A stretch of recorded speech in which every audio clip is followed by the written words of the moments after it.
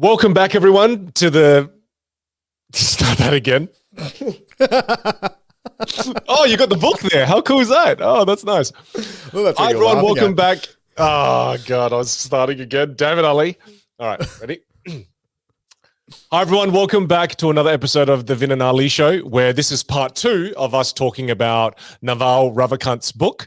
And we are excited to get into part 2 because yesterday I had a very exciting lunch to get to, hence why we had to end the podcast. So sorry about that, Ali.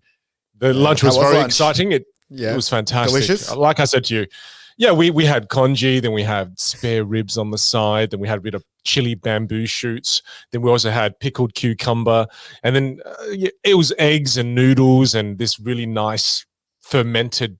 Oh, it's just it was just brilliant, absolutely brilliant. Congee with many condiments and many different dishes. It's the way to go. Well, thanks for that. Now I won't be able to concentrate on this podcast because I'm just hungry now. No worries, Ali. Well, I mean, yesterday, look, where we left it off was we were talking about the importance of fun, right? The importance of having fun. We're talking about specific knowledge and how all of that kind of came together and you being able to be as unique as you can. And I guess the next part that I had in my notes, and I guess we can go on from here, is the whole idea of productizing yourself. And how Naval talks about you need to productize yourself because once you productize yourself, you can scale it. And then that way you can add lots of value to the world and you're able to build wealth and, bring in high levels of financial reward, etc. What were your thoughts on the whole productizing yourself? I mean, I think for me, I've productized myself, but it's not scalable yet until I build this online course that I'm building. Because I productize myself in the sense as a keynote speaker, as a magician, as a virtual keynote speaker, I've been able to productize myself. I think we all are essentially productized to some level where regardless of whether you're working in a role or you're a thought leader like yourself, you're an owner of a business, it doesn't really matter, a parent. Yeah, we've all got this brand that probably inherently exists. Whereas I think there's some people commercialize that and then others don't. And what I mean by that is that I was just going to quickly ask you, do you feel like, because this is productize yourself, do you feel like Future Golf, the business you've built, is that you productizing yourself? I mean, doesn't it have to be you? That's the thing that's being productized, or do you think it can be your idea that you've productized? Yeah, it's such a gray area. I think it's a bit of both. Like if I look at, like say even yourself, right? Like you've got Vinh the brand, but then you have a team, you have a videographer, you have a manager, you have a strategist, you have a family at home. So it's like, yeah, you are the end product there, but you know what I mean? Like there's so many things that are taking place around that. So if I look at it as, say, if it was me as founder and CEO, if it was just me doing that, the product would be nothing because it never would have materialized into anything. But it needed... Well, because you're not that skillful and you have not a lot of value to offer.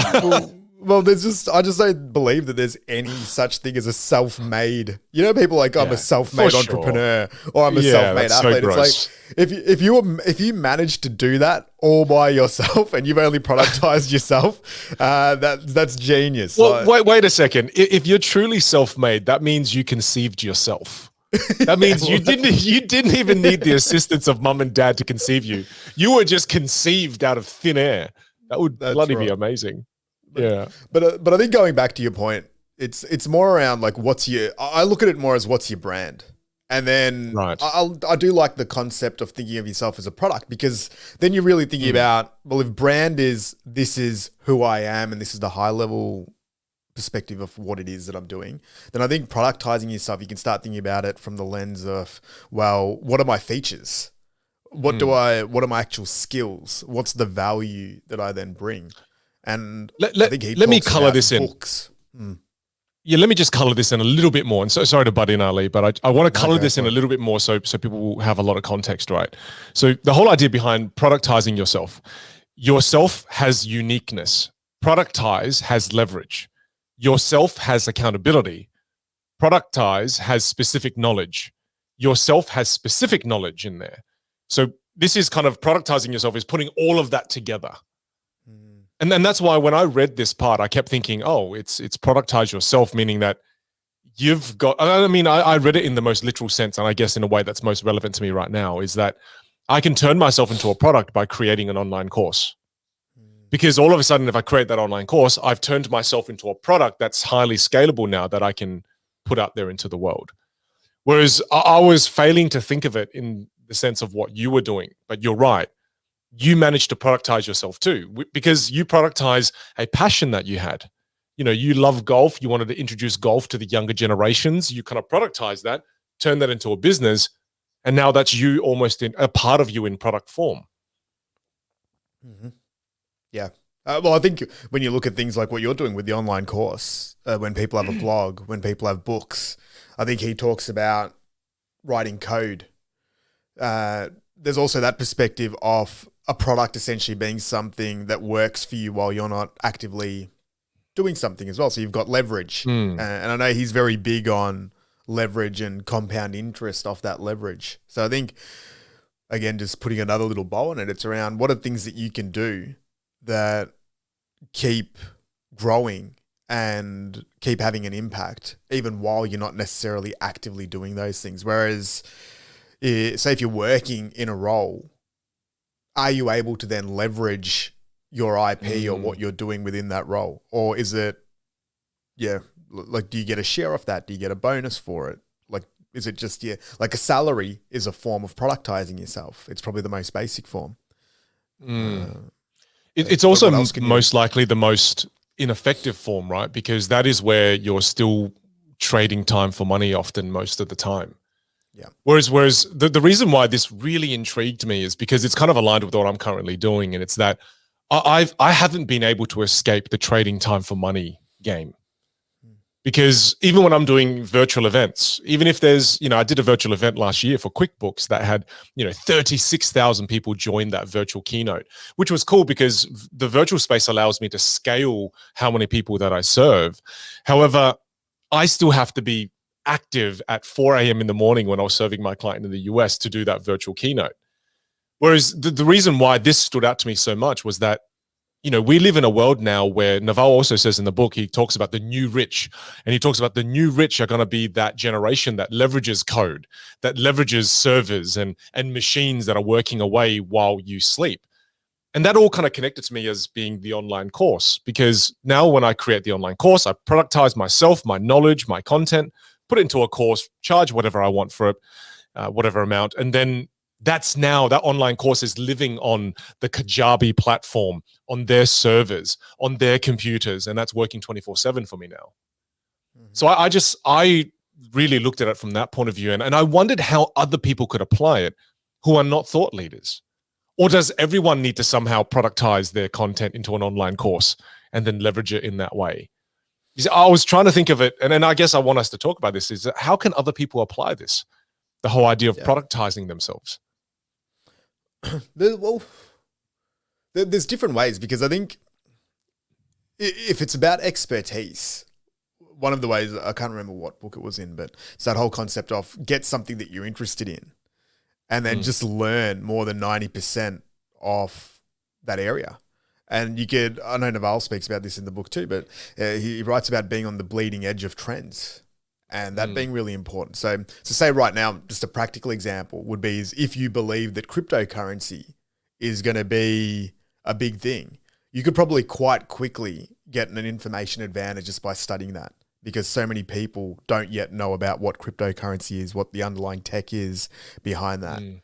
Where you invest maybe 20, 30, 40 hours and you're potentially in the top 2 to 3% of people with that knowledge. You can then become an expert, and you're seeing it already happening. There's YouTubers with 200,000-300,000 followers that are now essentially getting early investment into these altcoins and cryptocurrencies, and then they're able to essentially control the price to some extent with their following and their basis. So that's just one example. I saw it happening when social media kicked off 2006, 2007. People that learnt the Facebook ads system we're able to productize something new. So that's another way where you can quite quickly become an expert, and you probably already have areas of expertise, whether you're working in an environment, like one of my friends I know does like resume writing and has been in the corporate world for years and sees a lot of grads coming through. And then she just helps people that are looking to get into, say, higher education and helps them with their resumes. And that's now a product that can then be sold. So it's a cool thing to look at around what areas of your expertise can you productize. It was a kind of chapter in the book where it helped me realize the missing piece of the puzzle for me when I was creating content. So I started creating content since 2013, 2012. And I started putting a lot of content on social media, LinkedIn, Facebook, YouTube. And even as I was growing my following base, what I realized, and it took me bloody 5, 6, 7 years to realize this, was that sure, I was building a group of followers, but I really had nothing to offer them in terms of value. I mean, I also didn't have a product for them to buy. So even though I built all this social currency and people started to trust me and really like my brand, I didn't have anything for them to buy because I didn't productize myself. So it was the missing piece of the puzzle now, because now I can create an online course where it's something I truly love and truly am good at teaching. Now I've productized myself. So as I build content in the future, which I'll start again in a couple of months, now people have something they can buy if they want to. Now they don't have to buy it, but they can if they want to. And to me, if I productized myself, 6, 7 years ago, I think I would have created a whole different stream of revenue that, I didn't get to experience or enjoy because I didn't productize myself. So this was a really cool nugget for me, because now I'm in the mindset of every time I do something, can I productize this in any way? And, you don't want to overly do it so you sell everything. This is how Vin does laundry. Like that doesn't really matter. But it's just, I'm probably going to create that course now just to sell it. It will be the most epic laundry course you've ever done.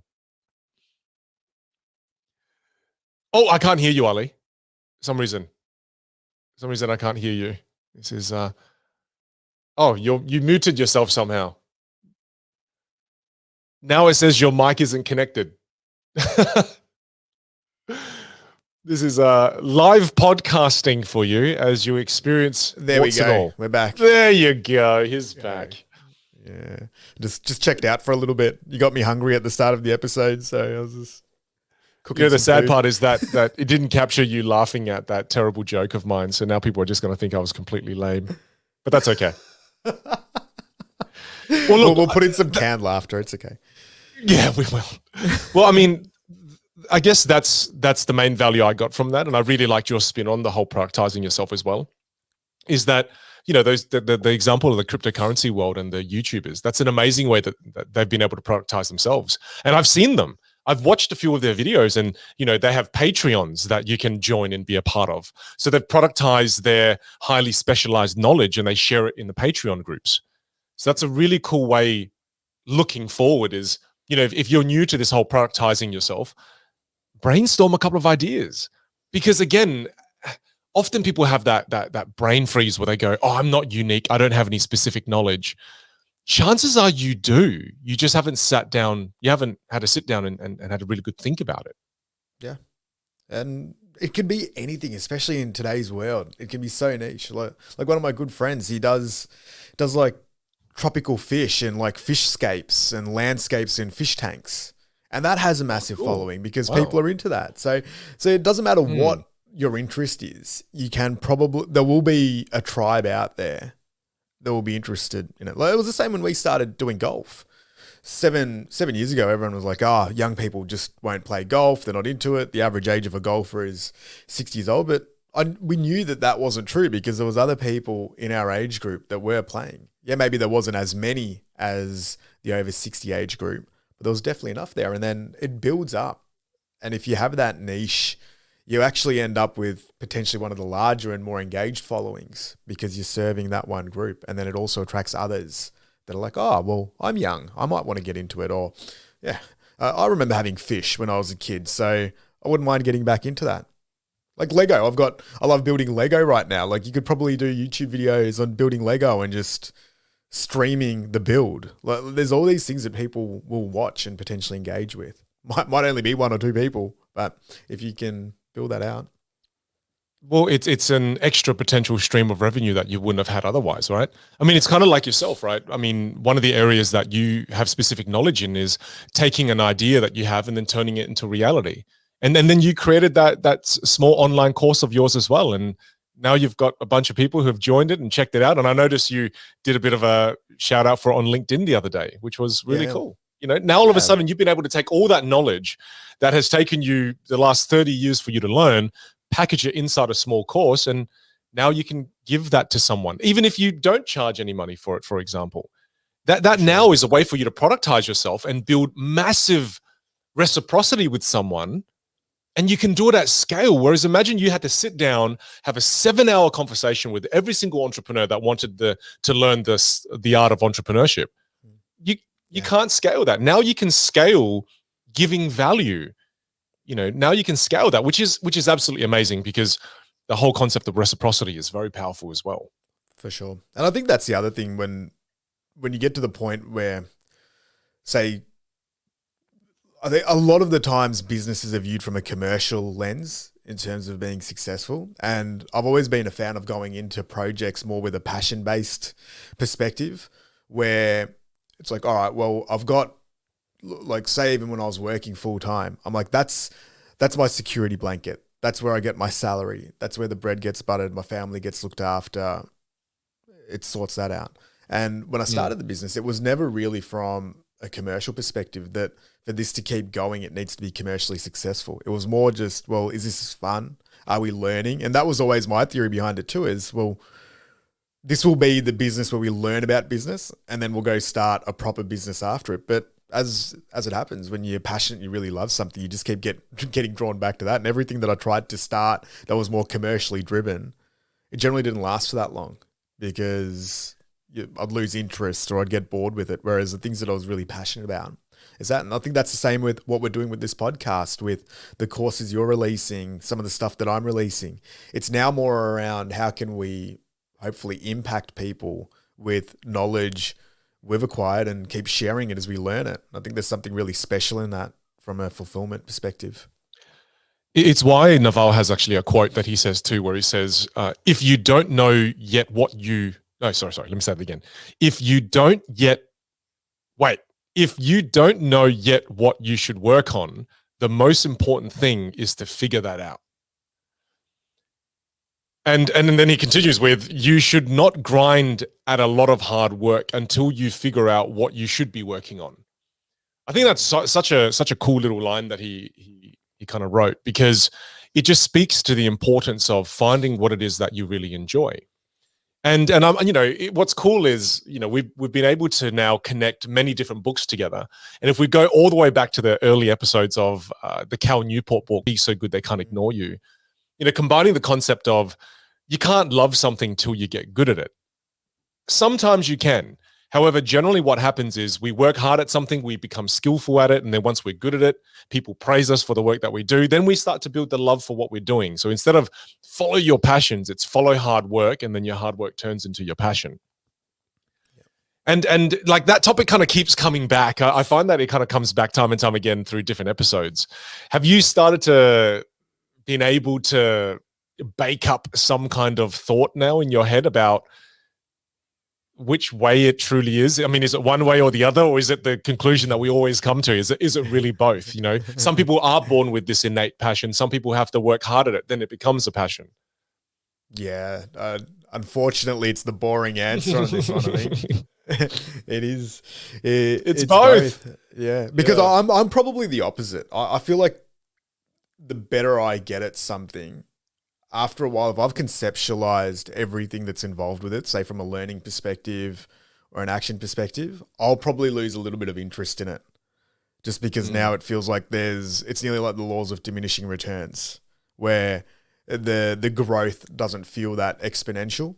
So then it will actually lose me a little bit, but I'll still stay in it because there's obviously a level of love for it. But I think with you, just from speaking to you, I know you say that you end up loving things more the deeper you go into them. You've got that more mastery type of focus, whereas I love probably generalizing and then dabbling in a variety of different things and then combining them. for like there's a book called Range. I don't know if you've read that.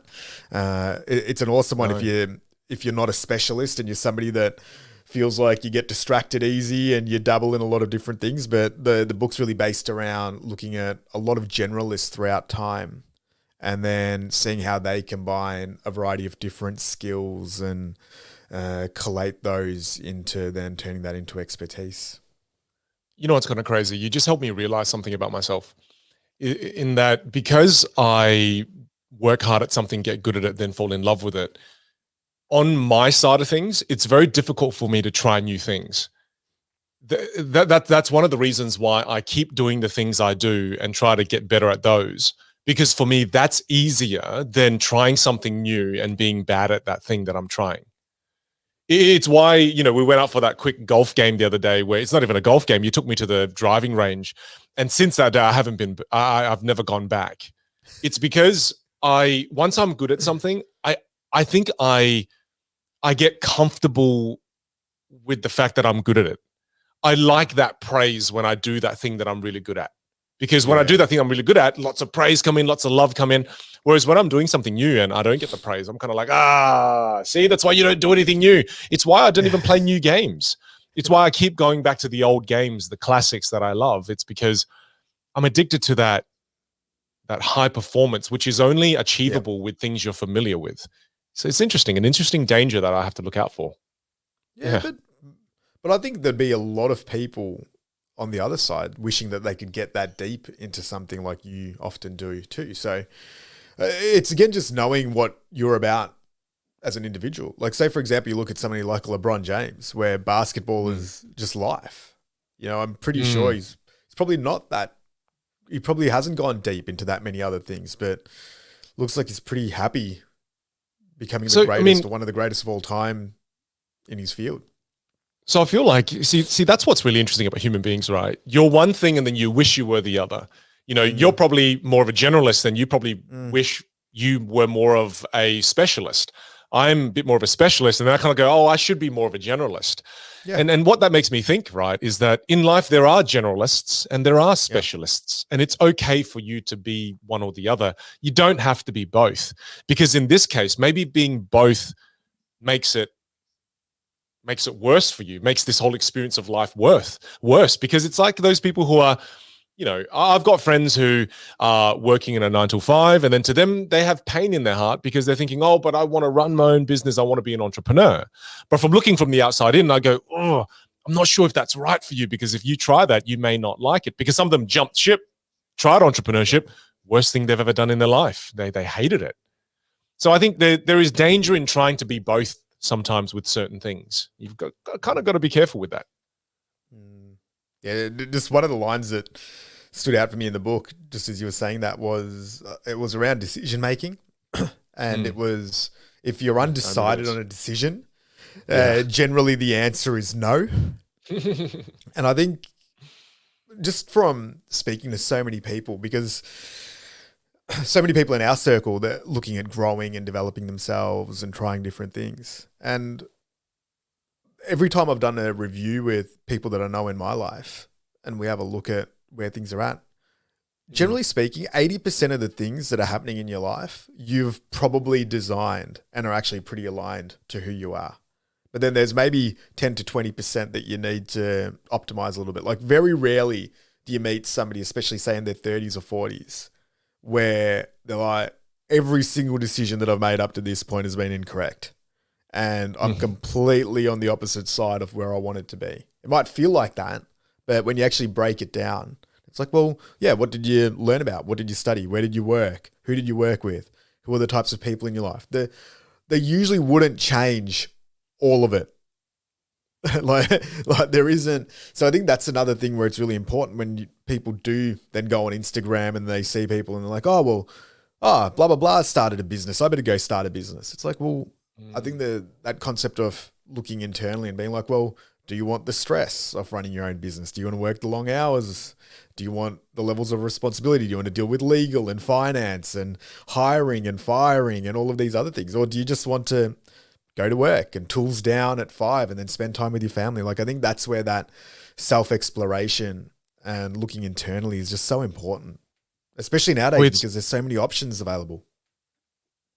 I love that you bring that up because, I think I've got some cousins and even my wife fall victim to this sometimes where, they go on Instagram and then you're following all these really pretty models and everything. And then, inevitably you compare yourself to them and everything. And I hate it when she does that because it just makes her feel shit. And I'm like, why should you feel shit? You shouldn't, why are we comparing ourselves to these people? And I love that this book gave us that nugget of the comparison thing because then I remember asking her, and I think Naval used this example in the book as well, where it's like, if you want that to look like that person, and I was saying this to my cousin and my wife and stuff was all there. I said to them, if you want to be that person, you have to take all of their lives, in their entire life. You have to give up your husbands. You have to take their husband, which in this case, they probably were like, yeah, actually, we're down with the trade. Because they're probably like all ripped and epic and everything. Yeah. But not only that, I said, well, you have to take their families. You have to take the in-laws there. You have to take the potential anxiety that they feel from the hate they get on social media. You have to deal with the pressures that they feel from always not being able to eat what you want. You always have to follow the strict regime of diet and exercise, and maybe they're even bulimic on the inside. I don't know, massive assumption here, but maybe you have to take all of that and all the demons that come with that. And then when you kind of say it in that way, in the end, they don't want that. We don't want to take on everything that the other person takes on. So the comparison thing is a deadly trap that when you fully understand the full weight of it, sure, if you want that, then you have to take all of it. Yeah. Generally, people don't want to take all of it. Mm-hmm. It's true. And yeah, we've spoken about this a few times. If there was the perfect human and the perfect way to live, there's 8 billion people, 7 billion people on the planet right now. You'd assume 6 billion people would be living that way, right? At least. But we don't do that. We all live, even though we're all genetically so similar, we all live quite uniquely. We do different jobs. We have different personality traits. We have different interests and different values and different beliefs and culture and all of these bits and pieces. Like, surely if there was a proper way to do it, by now we would have figured it out. And like even on things like diet, there's no consensus. Like some people are like, I only eat meat. Some people are like, I'll never eat any meat. I'm purely plant-based. I'm like, I'm juice-based. I'm like 30% vegetable and 20% fruit. It's like there's not even a consensus there. Like body's a machine essentially. There should just be a few different ways to fuel it and a simplicity there. But I think that's where we're so unique as a species. And I think that's why all of us need to go on our own journey and become a perpetual learner, right? It's the more you learn, the more you can build that self-awareness and you can start to compare, so this person did it like this. I tried it the way they did it, didn't work. However, 30% of what they tried worked for me. I'll keep the 30%, I'll leave the 70%. You learn some more new information. I tried copying that as well. Doesn't work. I emulated it. Doesn't work, but I can take 10% from this person. And I think that's why being a perpetual learner helps you gradually be able to put the pieces of the puzzle together and go, oh, I'm 6.3% that, I'm 7% this. And then I think that's kind of the goal in life, right? Because if we're only going through life with the foundational base knowledge of what we currently know, you can't solve problems. You can't solve problems with old thinking. You have to continually add to that knowledge base so that you can bring in new pieces of the puzzle to go, oh, does that fit? Does that fit? Does that fit? Whereas I feel like, I can remember the reason why high school was such a terrible experience for me was because I wasn't a perpetual learner. I wasn't a learner during high school. All I learned was, how to do calculus and fractions and physics, but I never learned about things in life, personal development. And the reason, again, it was so confusing was because I didn't have personal development pieces of the puzzle. I was learning about freaking fractions and physics and chemistry and biology and trying to use that knowledge to solve this weird experience that I was going through called puberty. I wish they taught me how to calibrate my own mind and how to get rid of sexual frustration as opposed to just bloody sexually. Are you sexually frustrated? Let's learn some calculus. It didn't make sense. Like, why isn't this equation solving my puberty? It's well, exactly right. They didn't teach us how to manage our emotions, manage stress, manage heartbreak. So to me, that's a clear example of how, with not much knowledge at that time, without learning during those early adolescent years, we need to be more conscious of that going into our adult years. That you look at our teenage years, how crazy that was. Our adult years, to me, it's even more crazy. So if you're not being a perpetual learner and continually learning, you're setting yourself up for a trap. Yeah, I mean, I love it's a that terrible point thing. Go ahead, you go. Yeah, no, I just love that point that you made about how we look at one individual person and we're like, I want their life, or I want to be who they are. So just as a practical takeaway, there's something so valuable in that, is that it's great to have people that inspire you and that you want to emulate, but just picking maybe one aspect of it rather than trying to internalize their whole life and wanting to replicate that person's existence, that's probably a trap. But if you can then look at someone and be like, oh, I like how they're fit, at least that's one thing. And then maybe researching, all right, well, what's their body routine? Like, well, what do they do exercise wise or nutrition wise? But then parking that separately and depersonalizing it from everything else that they're posting on Instagram, whether it's the holidays and the jets and that image that's being portrayed, because that's probably where it gets a little bit dangerous, because generally the two aren't linked.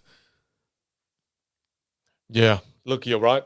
You're right. And it's being comfortable that you can take a little from each person. You don't have to take the entire thing. I think that's something that we all have to learn as well. Because before, when I used to emulate people, I used to emulate completely. You know, the classic example of me was, Gary Vaynerchuk, when I first discovered him.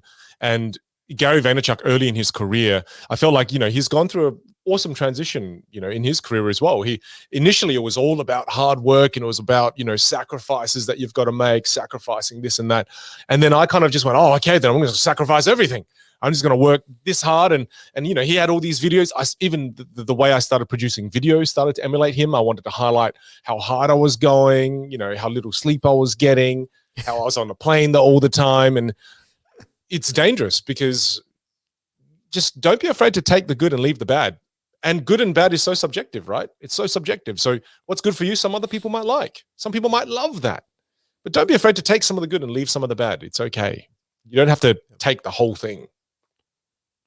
And it just goes back to, I think, in a lot of spiritual teachings as well, where for a lot of us, there's some great quotes, and so many books go to this point, that the answer lies within us. We've just got to go and find it. And I think that's what books like this really do quite well, is that they're not telling you what to go and do or saying that this is the way that you should live. Like, it's like a practical type of biography, where it's one person saying, these are the mental models I use. These are the approaches that I use. This is how I make decisions. These are the things that I'm reading. These are some of the beliefs that I have. These are some of my viewpoints on, like, money and happiness. And it's like, well, this is what I've tried and tested, and this is what happened for me. And if it resonates with you, maybe you go give it a go. And I think that's what hopefully we're doing with this podcast as well, is that we're just sharing things that we've tried and tested as we learn and fail and explore new things. But that's kind of the journey, I think, is if you keep trying different things and finding what resonates with you, that's where the answers will lie. But the tricky thing is finding the time and the space to actually get to know yourself, and to sit down and ask yourself the tough questions and to figure that out. I think that's something where it's worth scheduling that in, going to a cafe for a couple of hours and writing to yourself and saying, all right, well, where am I? What am I about? What's annoying me? What do I want to improve? What am I curious about? You really have to pay attention if you want to get to know yourself. And it's getting harder and harder for all of us to start paying attention to life, because, again, life is so fleeting, right? And again, because of the distractions that we talked about, whether it be social media, your phone, games, TV, whatever it may be, life is so distracting that it's so hard to pay attention to yourself. An example I can give everyone as well is that it took, I can't believe this. I've been creating short films, videos, and everything since I was in my late teens. I love creating stuff, especially when it comes to video. I've loved this all my life. I've loved creating. I've got some short videos that I created in my early 20s that I never want anyone to see. And I've created videos with my best friends, little parody videos, little scary movies that we made. And it took me 34 years. Like, it's something I realized just last year sitting down. And I remember saying this to you, Ali, is that, I love creating stuff when it comes to video. Maybe I'm a creator.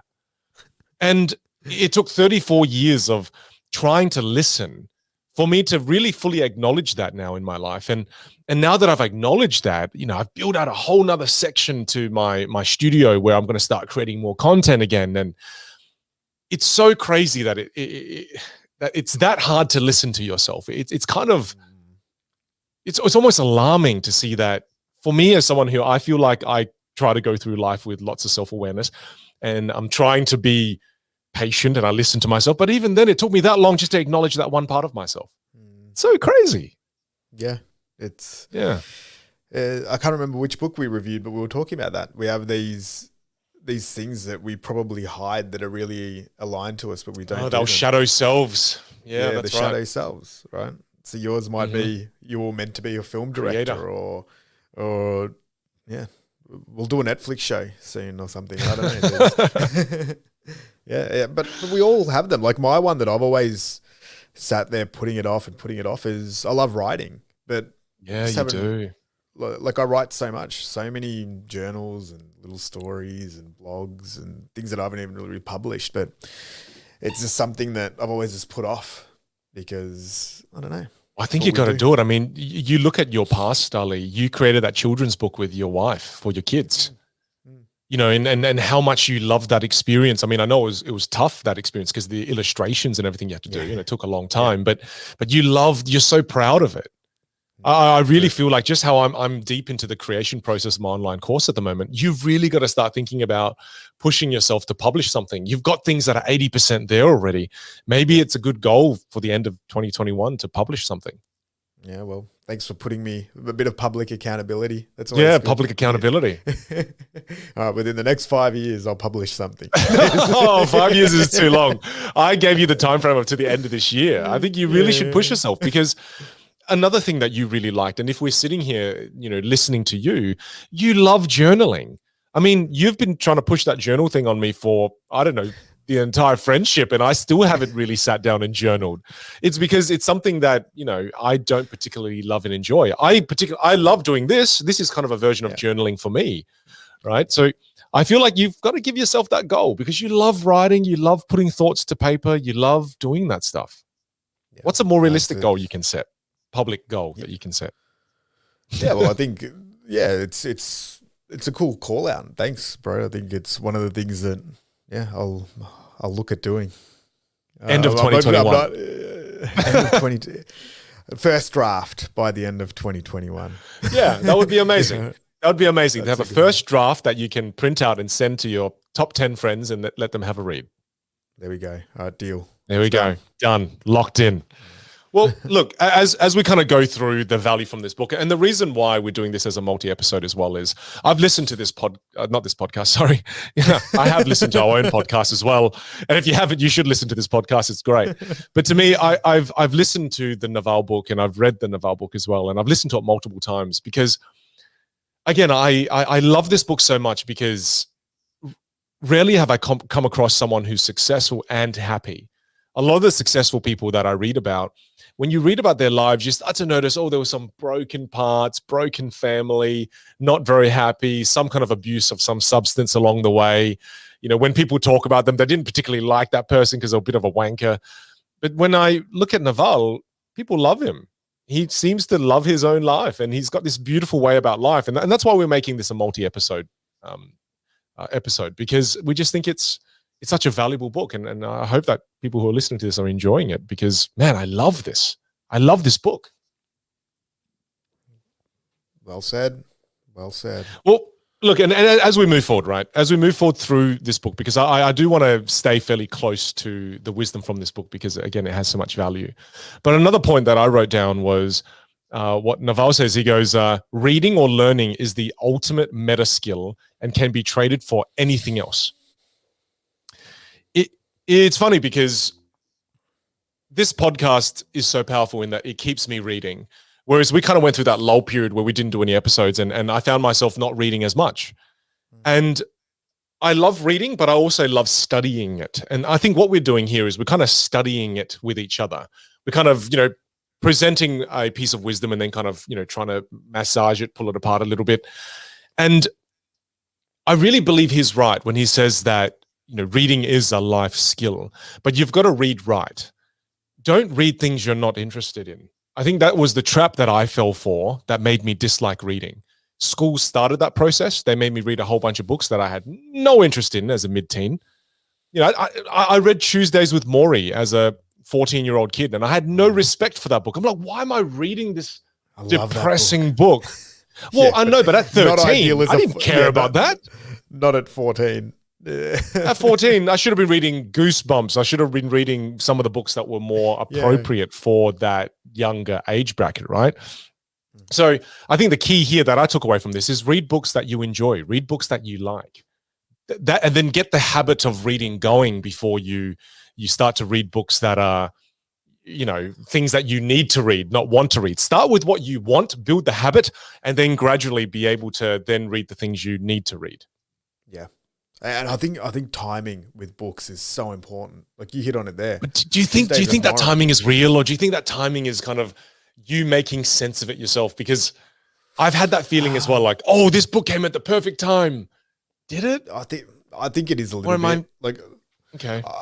Just because, say, for example, if you, I don't know, you've got a big, you're looking for a promotion at work and you're ready to go. If you then read a book about job interviewing at that time, or about negotiation, it's really important. Whereas if you just get given a list of books and someone's like, oh, you have to read these 10 books, but there's no real context for application, it's probably not going to seep into your memory.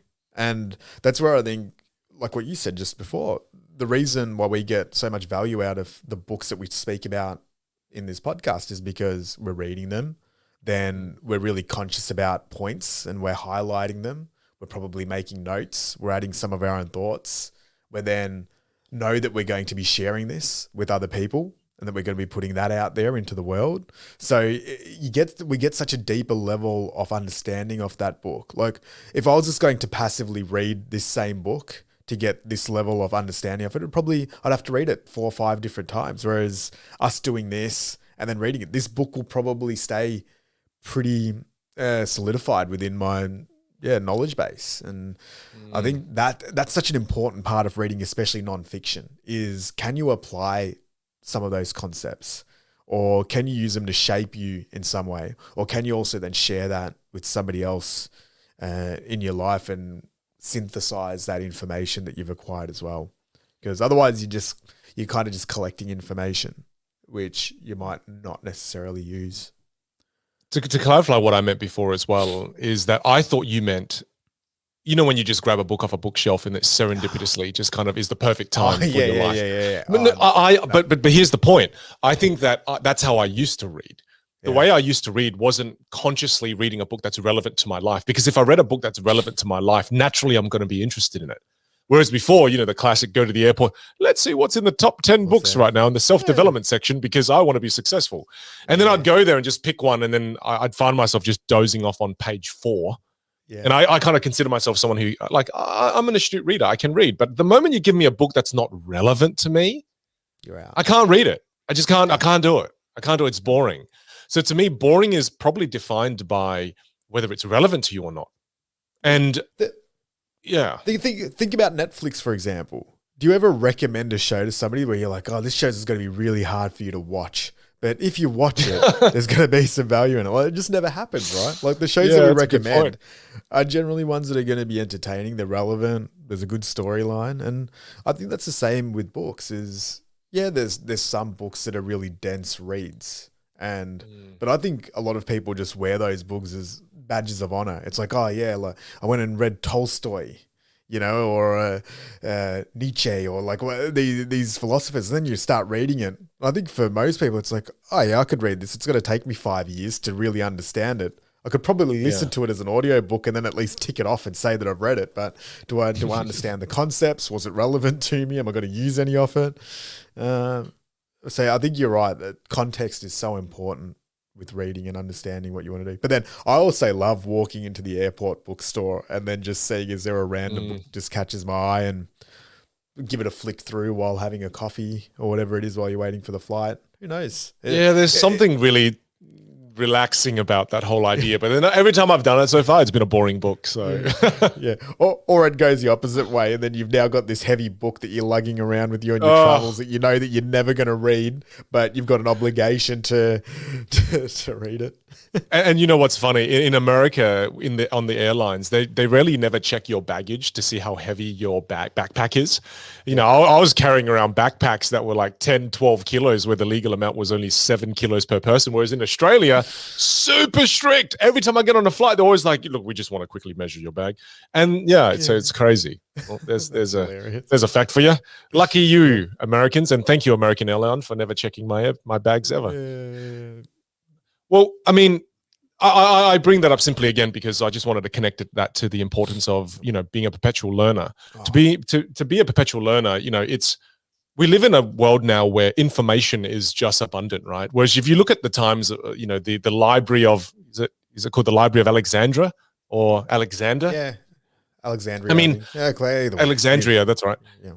Whatever there was, it was burnt down, so you know no one knows what it's called really. Between those three, we'll be right. Between those three, we'll cover it. Yeah. But back in those days, the people who had access to that library were some of the most powerful people in the world because knowledge at that time was power. Whereas to be able to find information now, it's so easy. Far out. If you want to learn how to code, you probably can learn yourself online at this point. If you want to learn complex physics, there's people teaching it on YouTube where you can just learn it at home right now. We've got access to all the knowledge we want in the world. We've got access to some of the best teachers in the world. So now it's not so much a lack of knowledge that's a problem. It's the lack of desire to learn. And that's why it's so important to align, you know, you should become a perpetual learner, but also pair that with become a perpetual learner in the areas that you're interested in, because that's going to be the best way for you to build the habit. And the crazy thing is, once you've built the habit, you can look at someone like Bill Gates, he'll take a stack of 7 or 8 books, lock himself away for a good week or two, and just read books on, you know, mental models or on the importance of, you know, the emissions that's destroying the world, and he can read through all those dense books because he's built the habit of reading and the habit of learning. So don't do it the other way around. Don't read books that you should read at the start. I think read books that you want to read at the start, and then gradually you can remedy it later once you've built the habit of going, oh, you know what, I really should read a book on relationships because I should get better at that. But only once you've built the habit. Don't do it before. Otherwise you'll burn yourself out, kind of like I did. Yeah.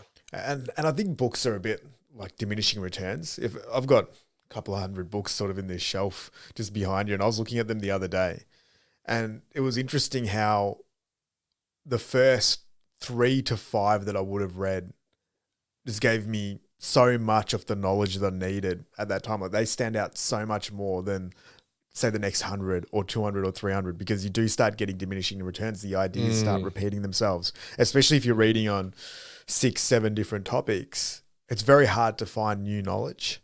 So that whole concept of, if you want to learn, say, the skill of negotiation, for example, you probably only need to read 3 to 5 books. You don't need to read 30, 40, 50 of those books. Maybe if you want to get in the top like 0.01% of knowledge on that area, then go all the way. But there's such a beauty in just knowing that 5 to 10 hours of dedicated study on a topic probably gives you 80% of that knowledge. Nowadays, you can find it in a mixture of mediums too. You can get YouTube videos, you can get an Audible book, you can get a podcast, you can get a book.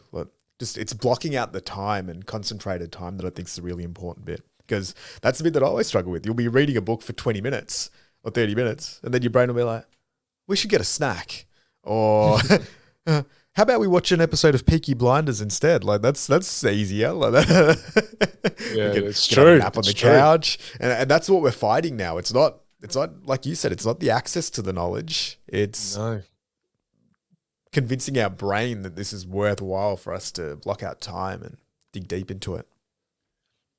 And I guess to add to that, another little hack that Naval says as well is, don't feel like you have to read the book from the start to the finish. from the right at the beginning to the end. The hack that he uses that makes himself makes him a better reader is that he'll read the chapters that are relevant to him and leave the other chapters alone. He'll pick up a book and go, look, if I need to learn negotiation right now, I need to learn about negotiations on how to buy a car, for example. And maybe the book has a chapter on how to negotiate to buy a car. Then just read that particular chapter. Don't worry about the other forms of negotiation just yet. Just kind of start where it's the most relevant to you, because then again, you're building that muscle and that habit of reading. And I loved that, because I always felt that some reason that obligation. I mean, no one's there telling me you have to finish the book, but I felt like in my head, must finish this book before I start the next. Whereas now I find myself having multiple books on my phone and my iPad. And when I feel inspired, I'll read the particular chapters that I feel most drawn to. I mean, this was one of the very few books that I read from beginning to end and beginning to end again and again, because I loved it so much. But again, it's because it's relevant to my life. Right now, I'm really focused on wealth creation, but then also I'm focused on being happy. And I used to think that, I need to get over wealth creation and just focus on being happy. But I've learned that, well, you can kind of do both. It's because I was starving myself of finding that joy and happiness. That's why I felt like I was getting sick of this game. But in actual fact, no, I like playing this game. I can actually kind of play both. Yeah, that's awesome. Yeah, I love that. Yeah, I think it's, and having multiple, see, I don't practice. I actually generally do read a book from start to finish. It annoys me too much knowing that it's, even if I skim it through or like go through it, I wish I could. So many people suggest that information, like just go dabble in, flick through them, read them. Unless the book's horrible, then I'll just throw it away. I'll delete it out of my brain pretty much. But most of the time I'm going to read it start to finish. But what I like doing is having multiple books going at the same time. Like, I think that's something really cool, because that way you don't get blocked in a certain book. Because there is a real danger in that when you start reading something. Like, I remember having the Walt Disney biography sitting on the shelf for ages, and that probably took me maybe a year to finally get through it. Thinking Fast and Slow was another book that everyone was like, this is an amazing book, you've got to read it. But I wanted to read it properly. So that was another one that took a while. Whereas sometimes I might just punch through 3 or 4 books that don't really matter just to get into that zone of learning in a week. But yeah, there's different ways of doing it. And I think find what works for you, but make a commitment to learning or reading something, at least if you can every day, if not minimum every week. Try to nourish your knowledge and your brain with some good information. I've been throwing out a lot of topics so far. Is there one that I haven't covered that you'd like to cover? I know we're kind of following my notes as a basis, but I'd love to hear, is there something that stood out for you? And take a moment to see if you can find something too. I mean, I know it's very one-sided right now, but I'd love to hear from you too. Because the beauty of doing this, Ali, is that, like we often say offline, is that you'll bring up something that I didn't see. And I don't want to be missing out on that in this episode, because this was a book that I'd love to kind of hear your perspective on it too. Otherwise, I can throw another one out there, but I'd love to hear from you too. Well, I like his thinkings on philosophy. So let's explore like the meaning of life, etc. Yeah, so he's got a few different ones there, and it's something that I've had an interest in as well for the last few years, just looking at different philosophies, and I think he really seems to like Stoicism as one of his philosophies. He likes rational Buddhism is one of the other ones that he mentions there as well. He looks at around like value, like exploring your values, and I think that's an interesting concept, just around developing one's philosophy and what that looks like. So I'd love to jam on that for a little bit. Okay. Like where are you at? Like, what's your like? Do you subscribe to any teachings or philosophy? My family are Buddhists. I consider myself a Buddhist, but I always had a little bit of a problem with it as well. Yeah. Because in Buddhism, and that's why I loved it when Naval said rational Buddhism, because for me, I love all the teachings in Buddhism. I love that, it teaches you to be kind, compassionate, be mindful, etc. But then they inevitably get to this whole thing about, your past life, and this life is a result of, the wrongdoings or the things you did well in that last life. So if you live a good past life, that's why you're living such a great life now. And like, I'm at that point where I'm just like, is it though? did we really have another life? Maybe we did. Who knows? Who am I to say that that wasn't true and that's actually the case? Just like how, in the Christian belief, they believe that you go to heaven. Who are you to say, how do you know you don't go to heaven? How do we know? No one actually truly knows, right? But I know that there's friction there for me. And there's this mystical stuff that sometimes they talk about. And I'm kind of like, And reading this made me go, wow, that's so cool. I didn't realize. I thought you had to, if you're a Buddhist, you have to take all of it. I didn't know there's a form of rational Buddhism. Yeah. So then that made me more open now to actually research Buddhism more. Whereas I always was stopped at the gates because I went, hey, I like what's behind the gate. I want to come in, but there's some kind of things, I'm not sure about it. Whereas now I find myself, I was at my dad's place on the weekend, and again, this book changed my life and even my relationship with my dad, because now I start asking my dad more about Buddhism. Because again, it's that whole philosophy of take some, not all. It's okay. So I love this. I think this whole idea of rational Buddhism, when I read it, actually started me on a more spiritual journey in my life. Whereas before I was kind of keeping it at arm's length a little. So I would say I'm a noob when it comes to this stuff. I'm very much so a noob. Yeah, there's a line in the book as well. I think it's something along the lines of any value system or belief system that's fully packaged up, it's probably worth questioning that. It's a cult. It's a cult. Yeah, well, it makes sense, right? And I think that's why a lot of people have conflict with all religions. Again, it goes back to the same thing with diet. If there was one way to believe in something, or one religion that was the ultimate way to live life, everyone would do it. We would have all gotten together and been like, you know what? You guys really figured that out. Like, why don't we all, but there's so much ego and identity and tradition and all of these bits and pieces. And a lot of the times, I think the downside for a lot of religions is that they end up becoming corporations and power structures and organizations, and the actual essence of the teachings or the values that they're trying to impart can get lost, or they get changed by certain leaders and certain groups. So I think I'm a big fan of that as well. I think there's so much value. I love the concept of looking at books and stories and value systems that have been around for a very long period of time, like things that last 2,000 years, 3,000 years, that are based in philosophy or mental models that we use from back then. There's so much value. That's why I'm a pretty big fan of Stoicism.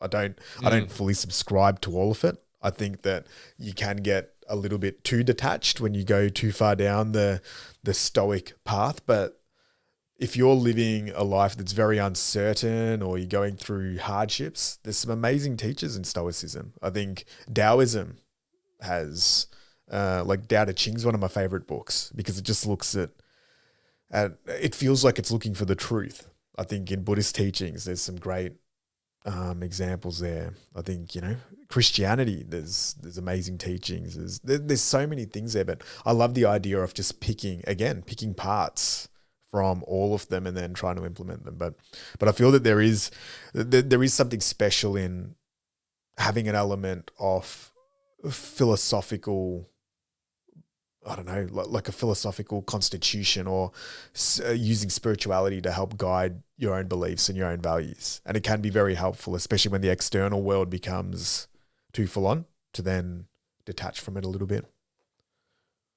Yeah. And I guess the rule that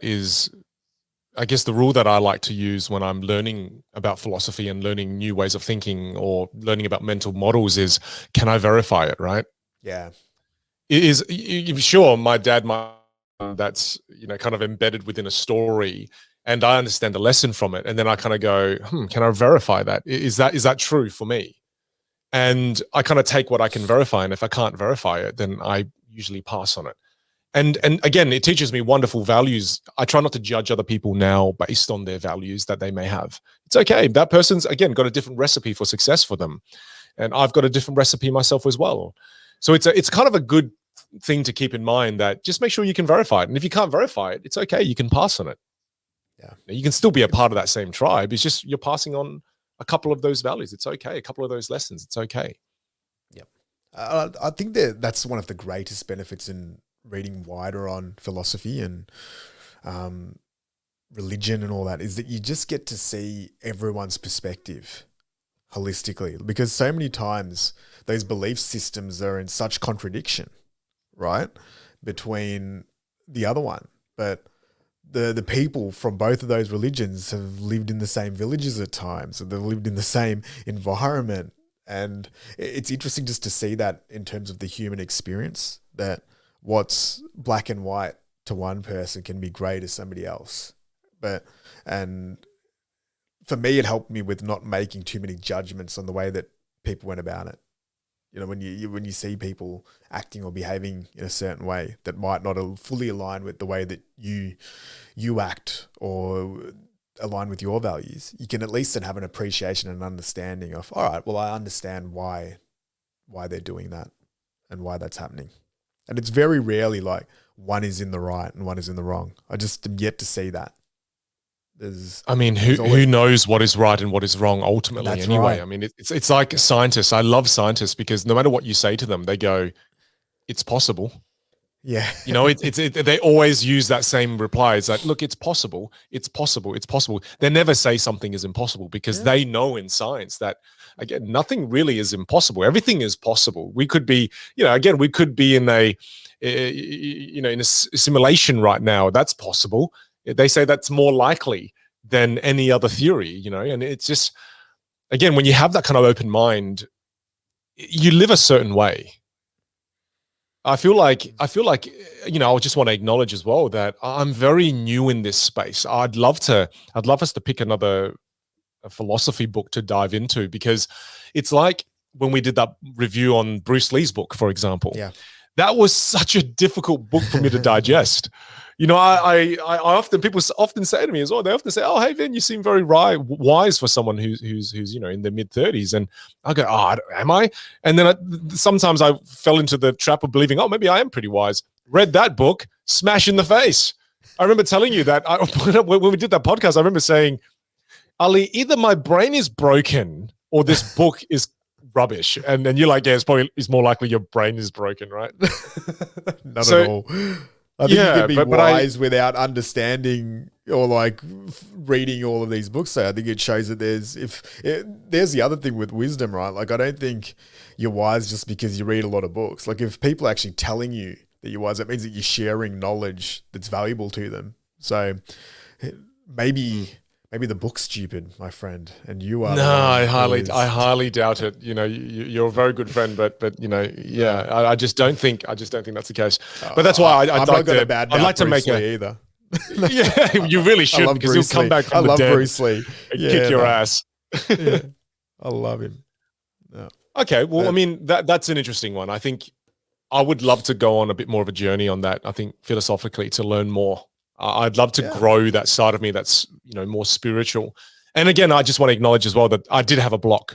And the block was, I thought that, if you subscribe to a religion even, you have to subscribe to the entire thing.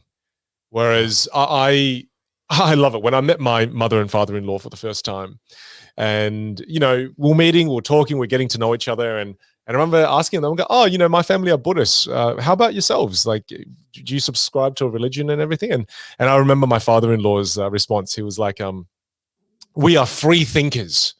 Ooh. And I was like, "What the hell is a free thinker?" I was like, what do you mean by that?" And he just goes, "Look, we allow ourselves to take a little bit from every religion because we think all religions are great." And I thought that was such a cool reply. I've never heard anyone say that, and so every time I meet them, it's just amazing. They're free thinkers. They allow themselves to be free in their thought. I thought that was beautiful. Well, look, there's a couple of topics here. You got the rational Buddhism. You brought something else up as well. You said the other one was about, happiness as well. I think that goes under this topic. I think, the meaning of life goes under this topic, right? It all kind of is captured by the realm of philosophy. Yeah. Well, let's dig into happiness. Let's do it. I'm just going to bring up my notes on it. Yep. Cool. Okay. All right. Gover, you can start this topic. You want me to kick it off? Yeah.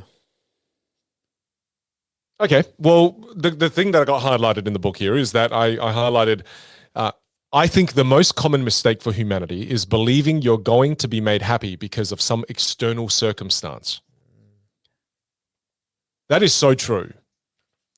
I, for one, can say that I fall victim to this all the time. You know this about me. I want to get a Jeep and I want to buy a Jeep. And I can tell you now in my own mind that a Jeep Wrangler, to be specific. And I can tell you right now in my own mind, I keep telling myself that I'm not, when I get that Jeep that's matte black with a rooftop tent on it as well, potentially a trailer behind it, because I'm going to build the ultimate camping kit out ever, that when I get this, I'm going to be so happy. I'm going to be so happy once I get this. And I truly fundamentally believe that right now, even though I just read that comment and I know Naval is right, I still believe that I'm going to be extremely happy when I get that external, that external material thing. Well, here's a question. You only want the Jeep, like say right now, you seem pretty happy and it feels like you'd be pretty happy if you got the Jeep. Whereas, do you think more about the Jeep when you're sad? Is it an antidote to sadness, or would you actually, would you actually just want the Jeep anyway, even when you're happy? Because then I think if you still want the Jeep when you're happy, then it's not like you're just getting the Jeep to fix something that isn't working in your life. There's a difference there, right? Because you might want the Jeep because you want to go camping or you want to spend time with your family. So there could be a danger in just being like, am I only getting the Jeep because I think it's going to, because that's the difference, I think, is when we think that I'm really, really sad, I'm down right now, but if I earn this amount of money, I'll be happy, because that's where the trap potentially lies. Or I'm really angry, but if I had $5 million, I wouldn't be angry anymore. It's like, those are the things where I don't think the solution is the external fixing. Well, let's keep jamming on my problem for a second, since this has become like a bit of a therapy session for me. Let's do it. Okay, if I really ask myself the question, when do I think about the Jeep? I think about the Jeep when I'm bored. Yeah. I think about the Jeep, I would say, a couple of times a week, regardless of whether I'm sad or happy. So that does kind of fit your analogy of, this is probably telling me that I should get the Jeep. But I think of it also because I want the Jeep so that I have an activity that I can start to build on with my son and my future children. Something that we can do as daddy and children time is that my wife likes camping. She's not a huge fan of it. I'm like, that's okay. You don't have to love everything I love. I still want to be an individual. So to me, but again, see, when I really think rationally about it, why do I need the Jeep? Why can't I just do that with my current SUV right now? Why do I need another car? What for? I can do it with the current SUV. I love the look of it. I love the aesthetics of it. I love what it represents, the ruggedness. I love the manly. Yeah, I love that. Man. Yeah, help me.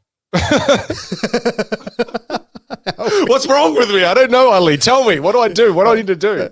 I'm obviously not a therapist, but I think the therapist doesn't actually say anything. They just sit there and let you talk, and then you figure out the answer.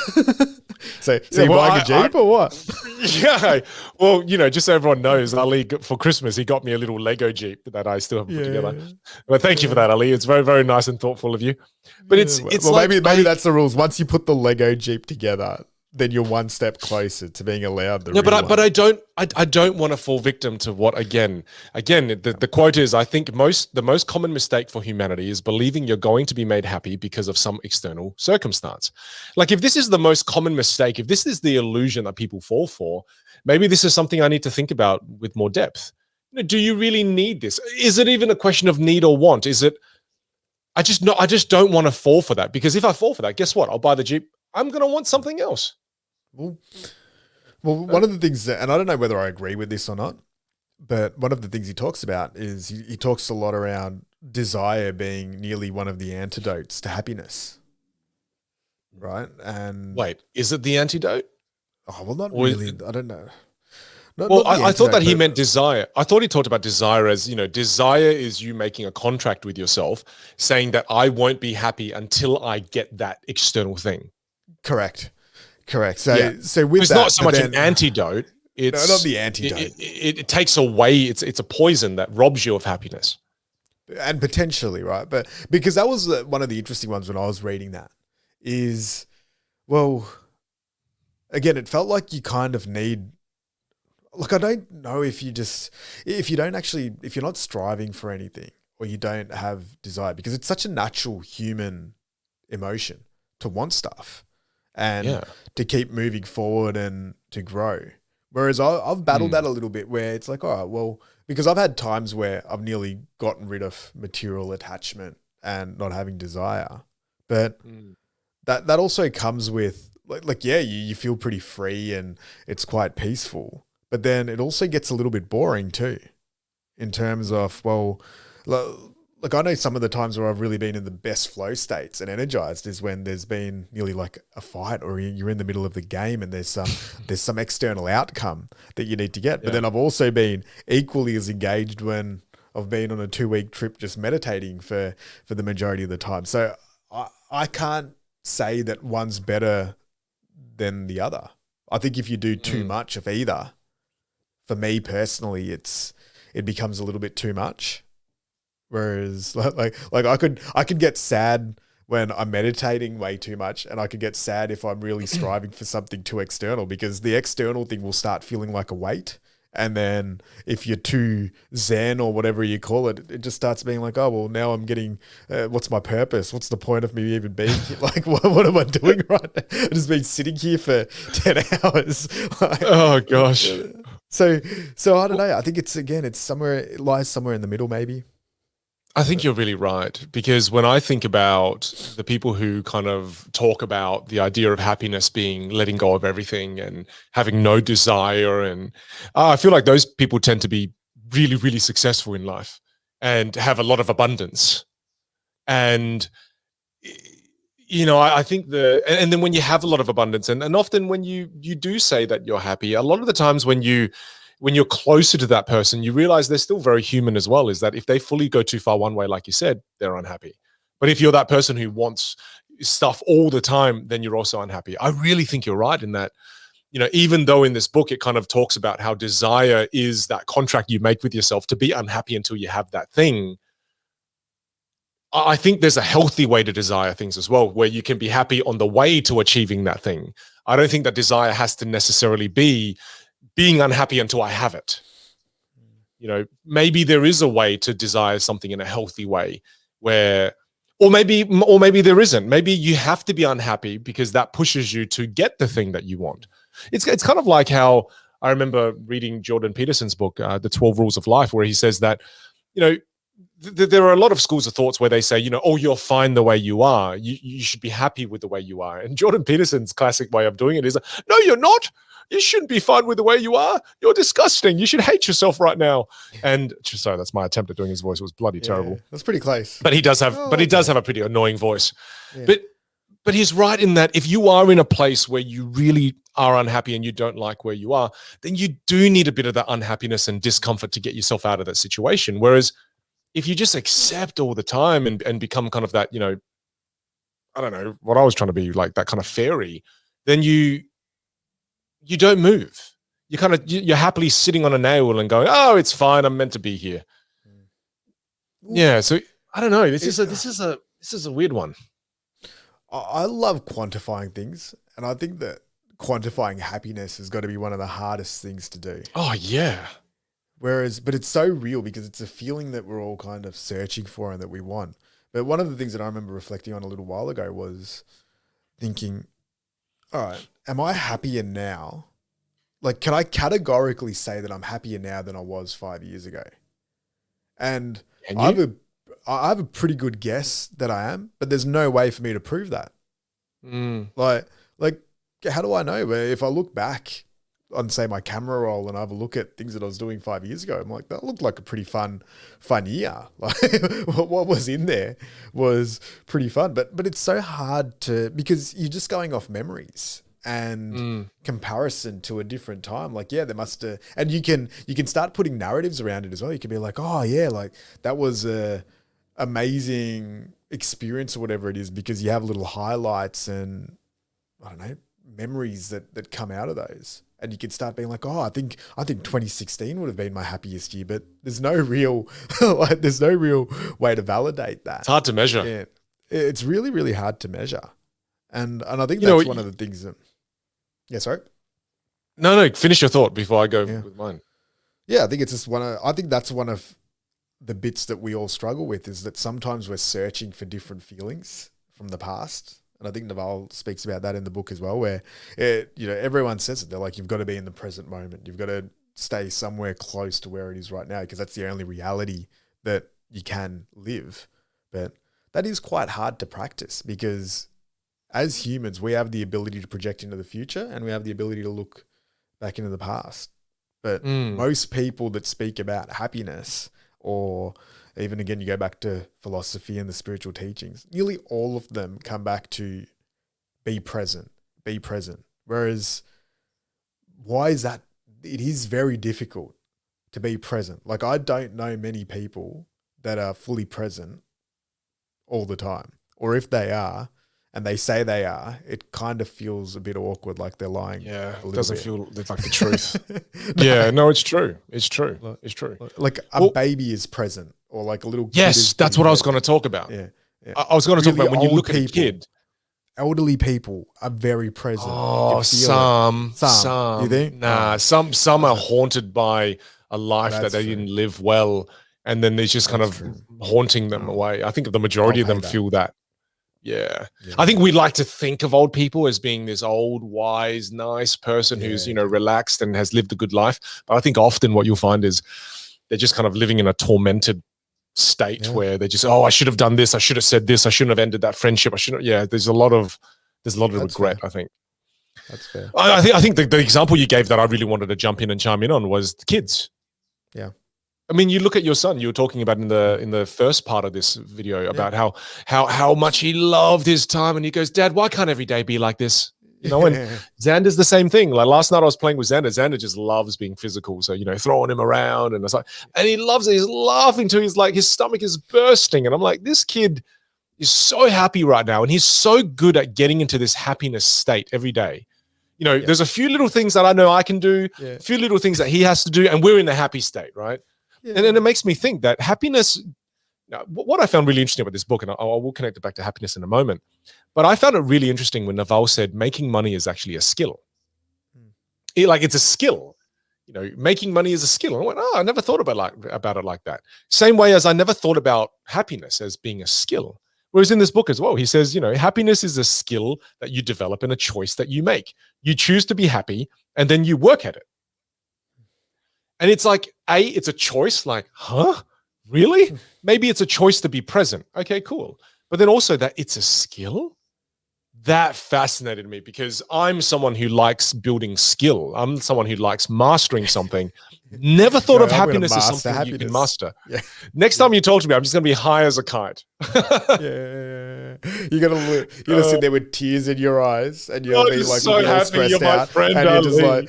you're just be like, dude, I'm just mastering happiness right now. It's the best. Mastering being present right now. Yeah, but I think there's something really profound there in that. First of all, understanding that it's a choice, and I think you brought some light to the idea of being present. Kids are very present. But also, I think it's interesting. I mean, I just want to ask you, what do you think it means by when it says happiness is a choice you can make? Yeah. I think it's just being conscious about it, right? Like if you do view it more like a skill and a feeling, then I guess ultimately we can all choose to be happy if we want to. Because I think there's another line in the book as well, is the emotions, like emotions that we feel, they're not usually objective.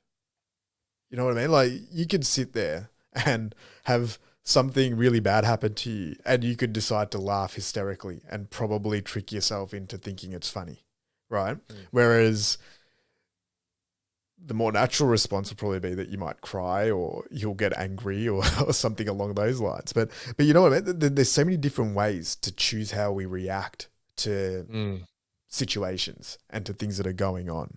And that's what I feel like that means, is that happiness is a choice. Like we can choose to be happy, but like I find myself doing it. There's just little things where it's like, well, some days why is there a little smile on my face? And then other days why is it like, You know, well, why is Frown. there a little frown? And that can be a conscious decision, right? Like you can sit there and just decide to just spend the day smiling, and it's not going to cost you anything. It's going to take a little bit of effort. So that's where it maybe becomes a choice. You can choose to be more energetic. You can choose to speak with more volume and energize the people around. You can choose to make jokes. You can choose to play and not take things too seriously. So, but Yeah, I like hard, that. They're hard choices to make, and they're hard to practice. That's where maybe happiness becomes more of a practice, if those things do result into happiness. I mean, Naval does say it, right? When he says that when there are two choices laid out in front of you, take the one that's more difficult.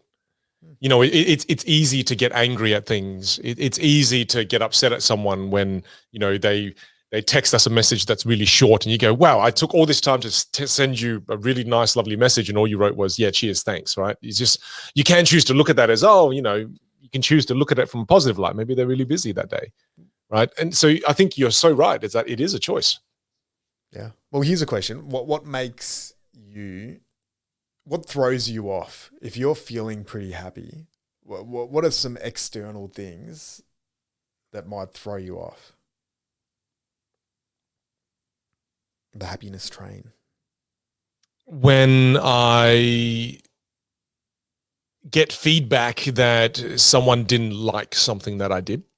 So maybe I created something for a client and they might send me an email saying, hey, Vin, look, we got some feedback and we just thought we'd share it with you. And you know, you read it and you're like, oh, damn, I definitely didn't deliver on what I promised. Another one would be, I think when I feel negative vibes around me, when someone's just being mean or nasty, when someone's just been, and then, you know, sometimes how we joke around or we can be a little mean to each other. Like, to me, that's all done in good spirits. And I don't know if you go after that and cry in your bedroom or not, but I assume you don't. I cry for the majority of the day. But that's fine. It's resilience training. Like I need to toughen up. I need to learn these things. It's cool. But that's why it makes it funny for me, because if I know you cry for a day, I laugh extra hard. Yeah, but you come harder the next time. Yeah, yeah, exactly. I don't like the way that sounded, but that's fine. No, that really was a bad sentence. Yeah, that really was a bad sentence. That was bloody terrible. And now that you've brought attention to it, it's even worse. It's like... Now I'm going to go and cry for a day because of how awkward you made me feel just now. Now I can't look you in the eyes anymore. But look, what I will mention is another thing. Or just when I'm in the presence of evil, or just like something that's just really sinister and dark, kind of like what you just made me feel just now. What is this? I feel Harry Potter? Are you living? Do you live at like Hogwarts or something? No, I'll give you the example. It's when I'm with someone who's very angry at someone and just wants to crush another person's world because of how much hatred they have for that person. When I'm in that kind of dark, sinister space, that really gets me down. Then I become very unhappy. I don't like being around that. Yeah. I don't like, to me, I just try to stay away from that. I'm trying to think of a couple of other things. Another thing I would say to you is, let's say, for example, my business is doing well. That's another one that usually gets me down and throws me off being happy. One last one for argument's sake is when I find out someone's sick in my family. If someone's sick, it throws me off fully. I get into this state of, fetal mode. Yeah. Yep. Why do you ask me that question? No, because I think it's interesting to see what are the external things, because then, after that, it would be like, oh, well, what can we do to mitigate them? And then how do we go around them? Like for me, the things that throw me off are if I have to react to something. So because I value freedom and my time and all of those things, so if something pops up that's reactive in nature, that was unexpected, and it doesn't really align too much, like it's a problem that's popped up that I wouldn't have voluntarily chosen to solve or wanted to do in that moment at that time, it can then throw me off. It's really hard to then, I think for all of us, right, to then just park that and not have it circulating in the brain. Like I think that can happen a lot, if you're working from home and so you're spending a bit of time, or you're out in the weekend and you're with the kids, and then you get a message that says that, like what you said, that there's a problem with the business, that, and then you have to detach yourself or solve it, empty it. Like those things kind of throw me off a little bit. To me, another one is... That's a really good point. That's a really good point. Yeah. Yeah. No, keep going. Yeah. Another one is just when my mind's too active, or it's too attached to my ego or identity, and I can feel it. Like it feels like time's going really fast, and life doesn't feel that like fluid or flowy, or there's nearly a little bit of fear-based type of thinking creeping in, and then getting through those. So a lot of mine is sort of around thought processes and internal dialogues that happen, and then just trying to observe them and let them pass. This is why you often hear me say that I really feel like you're at a higher level of you're playing this happiness game at a higher level than me, because I'm still playing it from the sense of, oh, I'm happy, oh, this thing knocked me off, oh, that thing knocked me off, oh, I want a Jeep. Oh, yeah. Do I want a Jeep? Maybe I want a Jeep. I don't know. Should I have a Jeep? Yeah, I should have a Jeep. I've worked hard for it. Oh, I'm happy again because I'm playing with my son. Oh, I'm knocked off. So I'm unhappy again. So I think is it really though? Because when I talk to you, often you're like, hey, I ask you, how's your day? And you say to me, oh, look, my breathing was off. So I'm not sure if I was in the happy state as well. I was like, it's like playing a different level. It's like Tiger Woods versus me. I really feel that. I feel inferior. Nah, not at all. Just can't afford a Jeep. If I could afford a Jeep, I'd go get one. I'm talking secondhand here, so it's not too bad. But that Lego Jeep I got you was like my entire life savings, and you haven't even built it yet. No, I will build it. I'll build it when I get the Jeep. That's when I'll build it. All right. And I'll take a photo of that little Jeep next to my actual Jeep, and I'll do that for you. But look, I mean, that's like that's Kaiser Sose stuff. It's like the Jeep's inside the Jeep. It's wow. Inception. Deeper meanings. Yeah, Inception. Well, but I think what you said there before, if we connect what we're saying together, is that, when you have those things that knock you off, for you, maybe it'd be the breathing or the flow state. For me, maybe it's more shallow things like, someone being ill, or no, that's not shallow. That's shallow.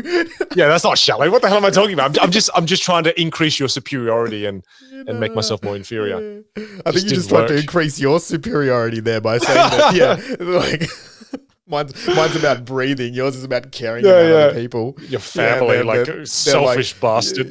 Yeah, their life and their health. You're worrying about your inability to take in an extra 2% of oxygen, and I'm worrying about someone's well-being. You just made my existence just feel so pointless. Thanks. Well, I think as the listeners listen to this, of the day. Well, you should for 2 days now, because I think the listeners now realize that you're just a monster. Just breathing. That's what you are. Just quietly need to go breathe for the next 8 hours. Yeah. After you finish this, you go put your horns back on and resume taking care of hell. So there you go. But what I was getting at was the following: is that where happiness becomes a skill is that you got to learn how to get back to that state of happiness when you get knocked off, right? So for example, something that I've learned to do more now, I'm still pretty bad at it, is that when I get knocked off and I'm not happy, like for example, my dad had a really big major health scare. This was just a few months ago, and that knocked me off for days. Before I sat down and talked to Pei Wen about it, and she was like, hey, well, look, I know you can't help. We just got to wait for the doctor results. And my dad's okay, so thank goodness. But it's just, for days I felt really shitty until Pei Wen said, hey, look, why don't you just focus on the things you can control, which is Stoicism here, right? Stoicism is focus on the things you can control. You can control two things at a very high level. It's your thoughts and your actions. So she goes, what can you control with your thoughts? Why don't you start to think about the things you're grateful for? Xander's healthy. He's a happy little boy. I'm healthy, and the people around you are healthy as well. But right now, sure, one person's not in the greatest of health, but look at all the other people who have great health. And that helped a lot, because the moment I started to think about things I was grateful for, boom, it kind of snapped me out of that terrible state and into a better state. I think it's a skill in that you've got to have little tools that you have at your disposal when you fall off that happiness bandwagon, and try to minimize the time it takes for you to execute those strategies that help you feel better. What's some of the strategies you have? Yeah. Well, just first of all, the more that we talk about this, the more that this is like one of my big takeaways off this is that, sometimes I'd get torn I'd always feel a bit weird speaking about happiness and happiness being a pursuit because it just felt so abstract. It's like, well, how do you quantify it? Like, things like freedom and happiness. Like when they're achieved, how do you quantify them? Whereas now, when we're digging into this, it's starting to feel like, oh well, I think happiness is an attainable goal, and it's a skill, and there are probably tools that we can do, like exactly what you just mentioned there. What Pei Wen told you, like how cool is that? Because you could have spent another 7 days or however long just in a mental loop, sitting there feeling sorry for yourself, thinking of regrets, worrying about things that you can't control, things that it doesn't really change anything, right? Like you ultimately your dad will be going through his experience. Like you being super upset about that isn't going to help him realistically. Like when you look at it in that practical sense, but our probably makes it worse. Yeah, well, but that's our natural tendency though, is to fully internalize it, and we nearly feel like if we're showing heaps of pain, it's going to help the other person. But I just love like the two tools that Pei Wen gave you in that instance. It's like, well, what can you be grateful for, and just changing perspective. Like it's amazing how much of a pattern breaker perspective can be. Yeah, far out. And it is really difficult. Like it's really tough when people are like, oh, when you're really hurt or you're experiencing pain and you're pissed off, and people are like, oh, well, why don't you make a list of 5 things that you're grateful for? It nearly feels patronizing when you're in that emotional state because you're like, don't tell me what to do. yeah, because that's what your brain wants to do, right? It's enjoying that feeling of nearly feeling sad and feeling like sorry for itself, and the ego kind of does like that, and maybe they are natural emotions that we have to work through, but then at some point proactiveness has to happen, right? There has to be some closure to that loop. You can't just live in that, because then you're going to be probably not of much use to everyone else around you in that in that environment. And I think people really also admire, and like in every family there's that person, like when something bad happens or there's a tragedy, there's that one person that everyone goes to. It's usually like there's a matriarch, there's like a grandma in the family, or there's someone, and usually their skill set is that they put stuff into perspective. Like they've got that position within the family or the tribe or the business or whatever it is, because they're usually the person that's just a little bit more level-headed, a little bit more not detached, but they can see it a bit more for what it is, and they can help guide others through what they're feeling and making them feel like, oh, it'll be okay. Like this will pass. You need to do a couple of these things, or maybe share a few stories to provide context. And I think that really helps people with grieving and overcoming very big challenges, and can again be another tool to use for happiness. What's interesting as you say that is, as I reflect, I'm that person in my family for a lot of my family members, including as my friends.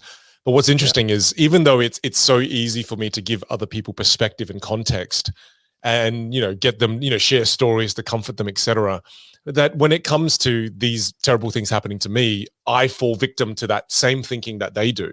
So just because they come to me and I seem like the person who has it all together, when shit goes wrong, I still fall apart, and I still need those tools to get me back on track. Oh. So I think having that toolkit really clear in the forefront of your mind is so important.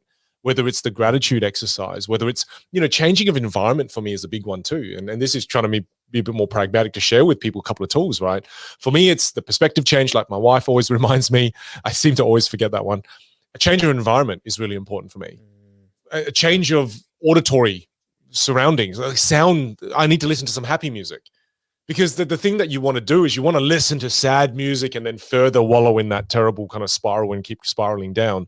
Whereas to me, I change music. I literally will tell Siri to play the All Out 60s playlist on Spotify. And if you haven't checked it out, check out All Out 60s on Spotify. Check it out. Thank me later. But it's such a happy playlist. Yeah. And I now understand that, again, it is a skill, because what I do, Ali, is in the mornings, when I wake up in the morning and I'm trying to get Pei Wen and Xander out of bed, they hate when I do this, but they love it once it's done, is I play the All Out 60s playlist. Yeah. Instead of hearing and I get my Google Home to play the All Out 60s playlist. And Every time I do this, Peiwen at the start doesn't like it, but within 2 minutes in, she's singing the song and she's mouthing it and she's moving around, kind of dancing, right? And Xander's the same. Is that I think there are things we can pragmatically do to get ourselves into that state, which leads me to the point in the book where Naval says that I believe that happiness is really a default state. Happiness is there when you remove the sense of something is missing in my life. And again, that goes back to the quote from above that I think the most common mistake for humanity is believing you're going to be made happy because of some external circumstance. So you connect those two together. That means that if happiness is a default state, and the reason why I think there's legs to this is because that's why kids are happy, because they're normally living in their default state. They don't know to desire things. They don't know to want things really. I mean, sure, there may be a toy here or there, but generally they're in a fairly default state of mind, aren't they? Well, kids don't overthink anything. That's probably their greatest advantage. True. There's another skill. Don't overthink. Yeah. Well, I think they're present. I don't know if kids are always happy. Like I think kids can also be sad, but they just work through their gamut of emotions at a much more rapid pace. You know, like a kid won't sit there whereas we'll sit there and we'll worry about something for 5 days. A kid should be over it maybe in half an hour. Or like 10 minutes. Once you pass the toy, it's like, oh, what's the next thing? Oh, there's a balloon. Like, let's go play with that. And there's this, whereas we have an amazing ability to really harp on things. And we can sit there, like all of us, we can sit there with a mental loop on one topic and it could sit there for 12 hours, 72 hours, like sometimes years, brother. Yeah. And you sit there and I think that's where the deloading phase, so using things like talking, or journaling, where you really break it down. Like so many times I've sat there and I'll have something in my head for like 3 hours or 4 hours. And then I'll speak to a friend of mine or I'll chat to you and not a friend, obviously, because you're very mean, but no. Clearly not your friend, Ali. yeah. We're only doing this because we're contractually obliged by no one. Exactly. We're not being paid. By no one. Oh, I love you. But we'll sit there and like it'll feel like there's this thing that's really unsolvable. Have a chat for like 5-10 minutes. A little bit of perspective will be put in, and then you're like, oh yeah, it's actually really simple. Like I just need to take one action, or I just need to look at it from a different thing. But what you just said is a skill that you can develop, and the skill that I'm just going to zone in on right here is the skill of asking for help. Asking for that different perspective. So when you're sad, you've got to realize that the skill to becoming happy and getting out of that state is reaching out to a friend, going, hey, I feel this right now. And the friend who listens and then just shares a bit of perspective or starts to share a story or maybe helps you get out of that mode by taking you for a game of golf. That's a skill. Reading a book, like the amount of times you can solve a problem just from reading, and then you'll get an idea or some nugget because your brain's looking for a solution anyway.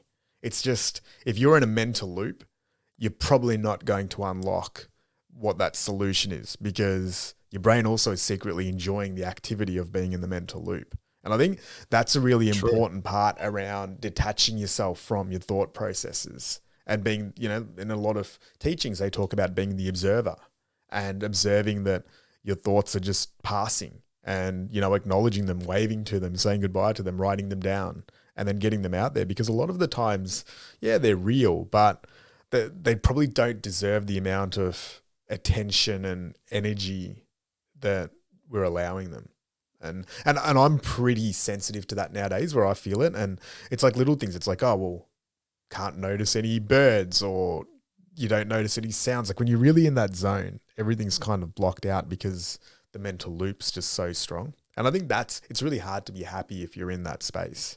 And we're seeing that nowadays. I think when, so many people are experiencing things like anxiety, and like it feels like anxiety is one of those things that's just becoming a real increased part of our society where people are getting medicated for it. And it's like, and it ends up causing pretty significant like physical, it has physical results. It's not just mental as well. It starts snowballing and getting bigger and bigger. And I think that's where, I'm not sure if there's antidotes to it or the preventative steps for it. It could be things like healthy diet and meditation and journaling or talking or being more present. There might be Well, that's the something thing. in Again, I think it's the skill of being happy. Like, I more than ever, I mean, in the last hour, us talking about this, more than ever, have I started to gain some clarity about happiness. In that, I was feeling pretty overwhelmed. This was maybe about a month ago, and I had to deliver a very large project for a client of mine. And then a skill of happiness there for me was I scheduled in a break right afterwards. And I went to Melbourne, and that's where we caught up, right? Yeah. And that was such a powerful move for me, and I didn't realize that that was a skill. And like I've already booked in another break for myself and the family. We're going to New Zealand for a couple of weeks to do a road trip, but I never had that skill before because I just kind of powered through everything. I powered through everything. You remember the podcast we did with Bernae Brown? Is that my gear was Bernae's gear back then before she learned about the importance of rest? Was that just power on, power on, power on? And then, see, isn't this so cool? We're drawing on the wisdom of so many different people. I love this. I love how it's all kind of coming together. But to me, that's a skill, Ali. Like I have to book those things in. And then I'm happier as a result.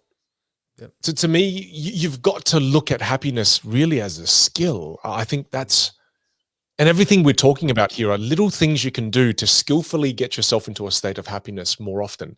And I don't think it's a state that you can always be in as well. I think, like you mentioned at the beginning of this topic, is that if you're always happy, that then loses its value after a while.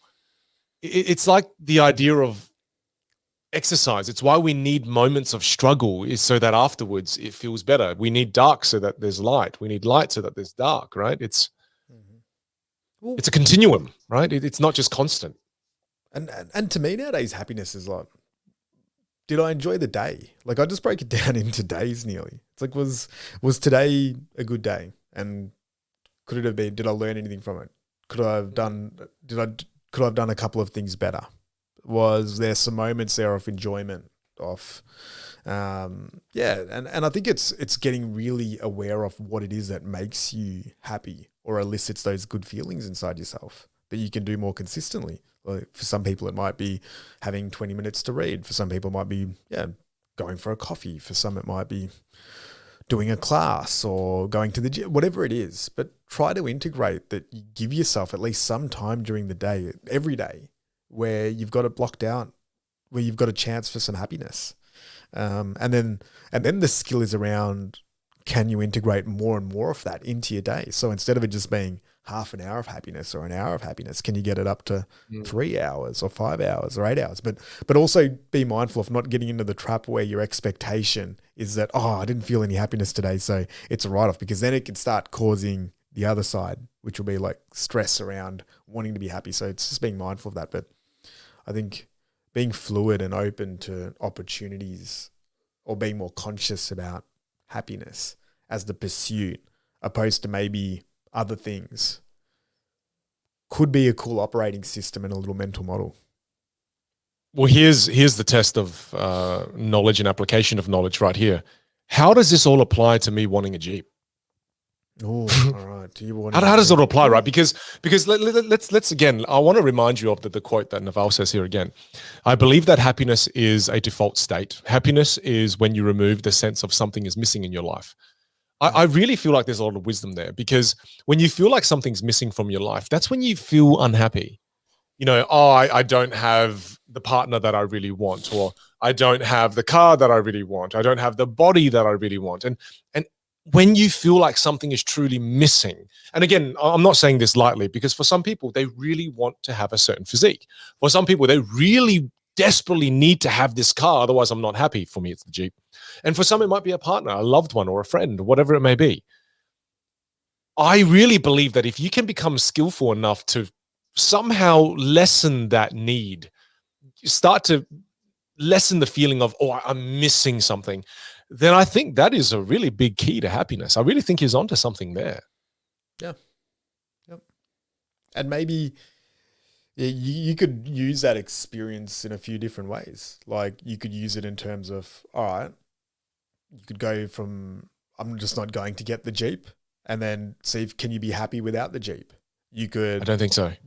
you could get the Jeep, But then you could be like, oh, I'm going to sell the Jeep in 3 months' time if I don't use it X number of times because it didn't bring me the happiness, or it just became like an attachment. Like, let's say there's different ways that you could potentially play it. You could reward yourself with the Jeep if you reach another goal that's aligned with who you are. Like there's so many options there. You could trade it. So you could be like, all right, well, if I've got the other car, we have to get rid of something else to get the Jeep. So then it doesn't feel like it's just an accumulation of things. Well, I can give you another example. And this is all helping, by the way. Thank you for sharing your thoughts. But I can give you another example, and that's with clothing, right? I used to be someone who buys clothes all the time. And then Paywen kind of brought it to my attention. And it's true. I used to think, oh, if I buy that and I wear it and it looks good, I'm going to feel really good. I haven't bought clothes in over a year. And I kind of, done that for 12 months, buying no clothes. And it felt great because then I no longer had that cognitive capacity in my brain taken away going, every time I go shopping, oh, I want this, I want that, I want that, I want that. I just didn't think about that because I'm like, I'm not going to buy anything. And then I allow myself like a small budget of $500-600 now a year where I'm allowed to spend that to buy clothes. And outside of that, that's it. You're not allowed to buy any more clothes. So, I've been able to do it successfully with clothing. It's just that, I still feel like I like the ideas you're coming up with, and I'd love to hear more if you've got it. But it's weird with this Jeep thing. I'm like, oh, I still really want it, despite what you say. I just like, ugh. Yeah, well, it's also maybe seeing is there opportunities to test what's the opposite to your normal operating approach, and then just experimenting with it. Like I remember the first time I threw out, like I think I read the Magic Art of Tidying Up, Marie Kondo, this book maybe 4 or 5 years ago, and I threw out like 80% of my clothes. And wow. That was like one of the coolest experiences of detachment, because you're sitting there and you realize the cognitive weight of having these things that you've got that you're like, oh, well, I spent $100 on that jumper, but I've only worn it once, so I can't throw it out. I can't donate it. But then when you actually get rid of it all, it's like a whole weight is removed from your shoulders. Now, I probably got rid of too many clothes because then like I was running out of like t-shirts. I had to buy back some of the things, and but it was awesome because then I got to get new stuff. I wasn't just holding on to things that were like a 6 out of 10 just because I had them.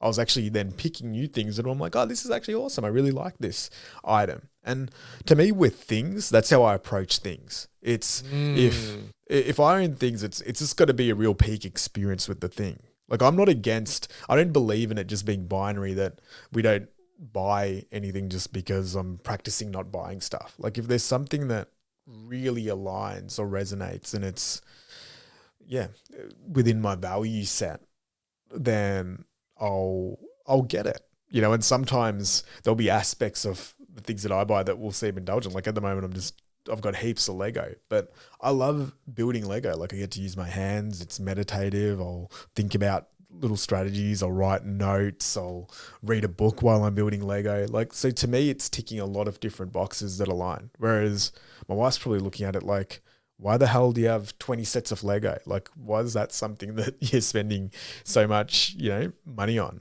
Whereas that's something that I'll go heavy on, but then there'll be other things where I'm like, I'm just not going to allocate money to that just because I need to buy it, or everyone else has got one, or it just feels like that's the buzz product. So long story short is, I think, have a look at all the stuff that you've got and then get rid of the stuff that you're not actually using or that you don't love or doesn't really align. Make room for the things that you want. And then make room for the things that you want, so that maybe that's a part of it, Ali. I think that's really wise.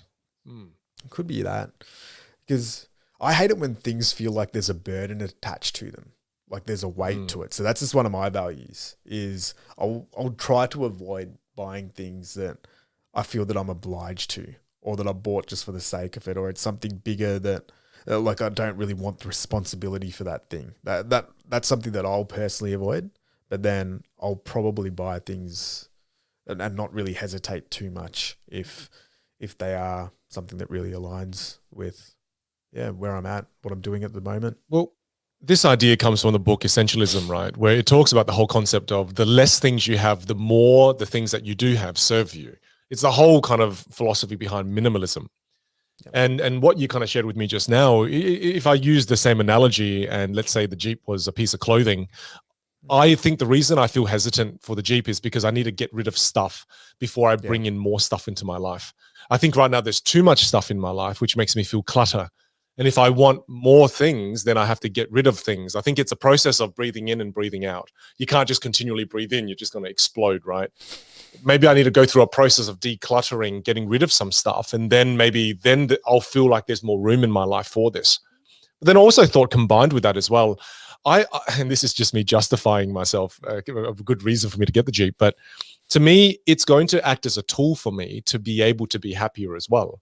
Because to me, the Jeep symbolizes a form of escapism. It's that I can see myself, once a fortnight, once a week, if I can, just taking the car, myself, Lenny, taking his kid out. We both just go for a quick camping trip overnight. And to have something like that at my disposal, it just allows me it's a form of escapism. So yeah, I mean, thanks for letting me kind of taking that as a bit of a test run and then playing with it. But I think I've got a little bit of clarity with it now, which is cool. And I think with things, one of the aspects that stops us from buying things is when it makes us feel a certain way. Like, does this feel indulgent, or does this feel like undeserved, or does this, like when it comes with those feelings, there's something that we have to then work through as well. And sometimes it just can be a timing thing. And I really like the idea that you just said there.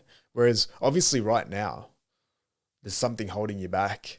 Like you're close and you want it, but there's something that you need to do internally that makes you feel like, well, now it's time and now it's ready. Or, it might even just be something simple like, oh, where am I going to park it? Or am I going to be worried about the security? So you have to then work. No, I think you mentioned this to me a while ago, but I've just got to pair it with another form of achievement.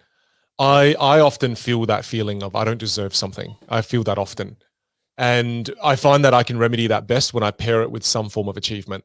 And when I form it with some form of achievement, I can go, oh yeah, that's cool. I can justify it in my own mind. I kind of play off the reward system a lot, and I think that works for me.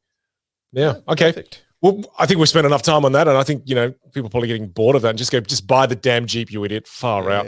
Somebody waste maybe an hour Jeep's of our gonna lives. sponsor you. There'll be somebody from Jeep listening to this. I hope so.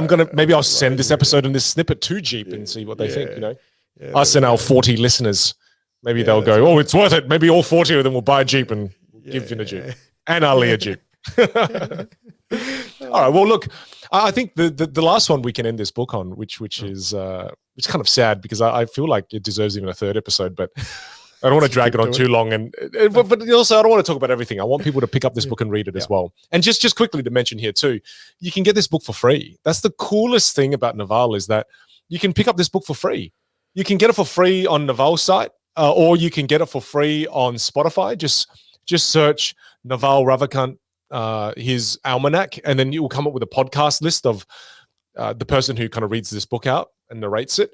Check it out. It's free. It's available. There's no reason you shouldn't be able to get this book. And the last one that I wanted to talk about was The Meaning of Life. Look at that. That's a bloody heavy one. Save the easy one for last. Yeah, we can knock this out in 30 seconds. Let's just end on that sentence. Like, yeah, that's it. No one's done. The meaning of life is and gone. Yeah, it's like, sorry, my internet. Well, it is actually quite simple when he puts it out in the book. And I mean, I have one line that's highlighted and the others are kind of underlined. But the one that I highlighted was the meaning of life. You have to create your own meaning. Beautiful. I mean, we kind of did save the most simplest for last. And I think that's really it. Don't get so caught up in what, you have to live by somebody else's meaning or you're going to discover this meaning. Is that, no, it's not about, it's not even really about discovery of meaning. I think it's about creating meaning.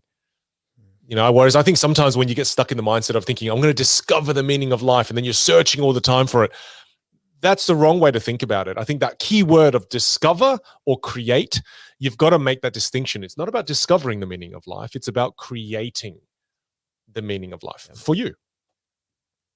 I think that's something that I've really been learning a lot about recently, is that this life experience that we're given, and there might be other worlds, there might be future lives or past lives and all of that, but I agree with you. I haven't experienced that, so I don't know consciously what that means. So I can't really use that as my operating system. But while I am here, it just feels like, yeah, this experience, it's our movie. We get to write it. It's our video game.